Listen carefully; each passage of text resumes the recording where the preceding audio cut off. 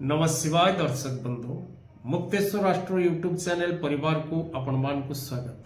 जो मित्र माने हमारे चैनल को लाइक शेयर और सब्सक्राइब करी नामती से माने लाइक शेयर और सब्सक्राइब करने को कदापि भूलंतु नहीं। दर्शक बंधु आज कार्यक्रम माध्यम आम आलोचना करबा 2024 डिसेम्बर मास किपरि रहिबो प्रत्येक मिथुन राशि मिथुन लग्न एवं जो मानकर नाम राशि मिथुन राशि अंतर्गत सेमानक पई 2024 रो शेष मास डिसेम्बर किपरि रहिबो एवं विशेष करी 5 दिन 6 दिन और 7 दिन नक्षत्र रो मिथुन राशि व्यक्ति विशेष मानक पई कोन रहिबो भविष्यफल कोन रहिबो सेमानक पई डिसेम्बर मास रो राशिफल। दर्शक बंधु चाकरी क्षेत्र रे थिबा प्रत्येक मिथुन राशि रो व्यक्ति विशेष मानक पई शुभ समय रही।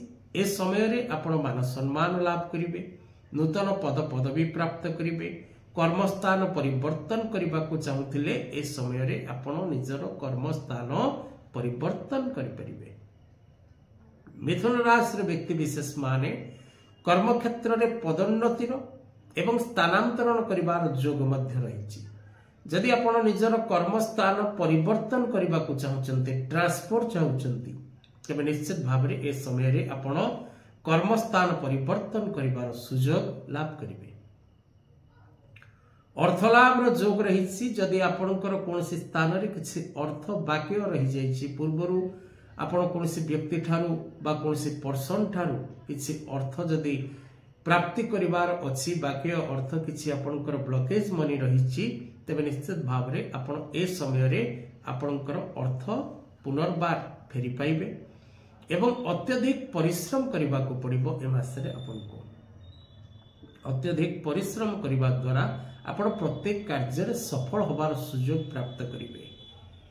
नूतन व्यवसाय आरंभ करबा पई नूतन कर्म प्राप्ति करबा पई दूर यात्रा करबा पई एवं जो माने share market trading export import real estate stock market आदि रे पूंजी निवेश करिसंती सेमान को पई समय अत्यंत शुभपूर्ण रहिबो।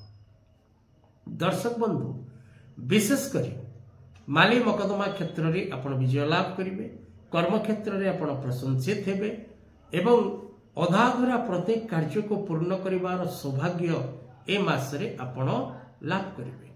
किंतु दर्शक बंधु महिला माने पारिवारिक जीवन रे पूर्ण सुख और शांति प्राप्त करिवारे बाधा आसी पारिवारिक जीवन में किसी अशांति सृष्टि हो पारे, शारीरिक असुस्थता भोग करि पारंती एवं निज संतान बा संतति मान को पई आपण चिंतित रहि पारंती।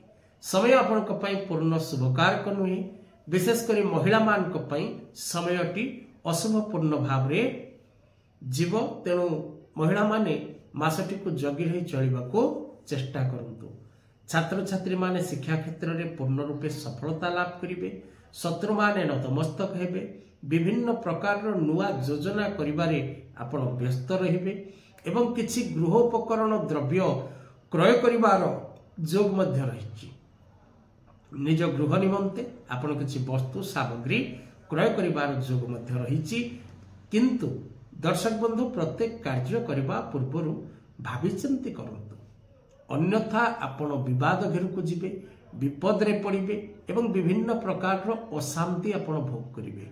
तेणु जदि नास्ति भाग्य किं करोति कर्म, जदि मनुष्यर भाग्य मनुष्य को साथ न दिए तेबे मनुष्य जेते चेष्टा कले मध्य सफलता प्राप्ति करि पारे नाही। तेणु उत्तम भाग्य निर्माण पाई सदा सर्वदा मिथुन राशि व्यक्ति पान्ना रत्न धारण करंतु, मां त्रिपुरा सुंदरी जंत्र कवच धारण करंतु, सातमुखी रुद्राक्ष धारण करंतु एवं प्रत्येक समय रे ओम नमो भगवते वासुदेवाय मंत्र पाठ करंतु। विघ्नराज गणेश को दुर्वांकुरा दान करंतु। सप्तशती चंडीर सिद्ध कुंजिका स्तोत्र पाठ करंतु। मां दुर्गांकर बीज मंत्र ओम ह्रीं दुं दुर्गाई नमः पाठ करंतु। भाग्य परिवर्तन करबा पई मनुष्य निजे चाहिए निज भाग्य को परिवर्तन करि परिबो। सेवा कार्पण्य भक्ति बळे किबा असाध्य महितळे। आजिर कथा वस्तु को एठी रखिबा। जय जगन्नाथ।